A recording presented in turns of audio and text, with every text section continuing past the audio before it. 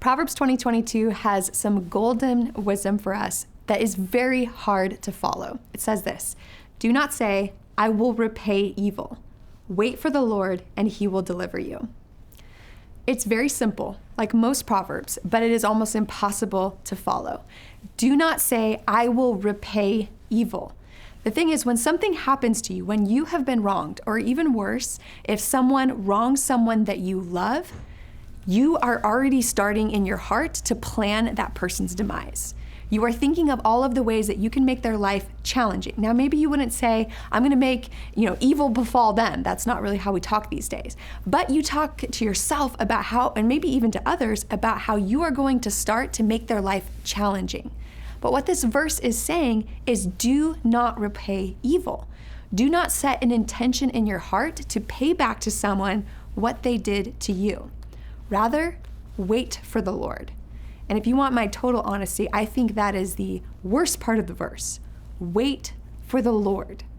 You see, we either have this confidence that God cares about justice and he will right what is wrong, or we have this fear that if we don't take things into our own hands and make that the life of the person that hurt us hard, that God is never really going to enact justice.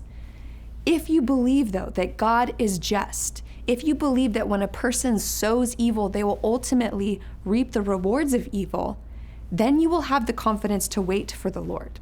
You will have the conviction that because God is just and because a person reaps what they sow, I can just wait for the Lord, not take my vengeance, not make that other person's life a living hell, and just pray and wait that God will deliver me from them, save me from their future harm, and ultimately give them what their deeds deserve. This verse is challenging. When something happens to you or someone you love, your first thing that you must do is you need to slow down.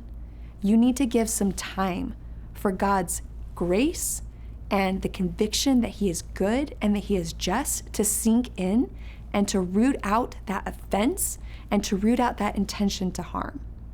So if you're listening and you know that you have been wronged, you have been hurt by someone has been hurt by someone that you know, I want you to take some time today and just be silent before God. Allow him to sift you with questions. Questions about whether or not you believe he is just, whether or not you believe he is capable of delivering you from evil, and good enough that he actually will deliver you. Take that time to be silent before God, allow him to sift your heart, and wait for the Lord.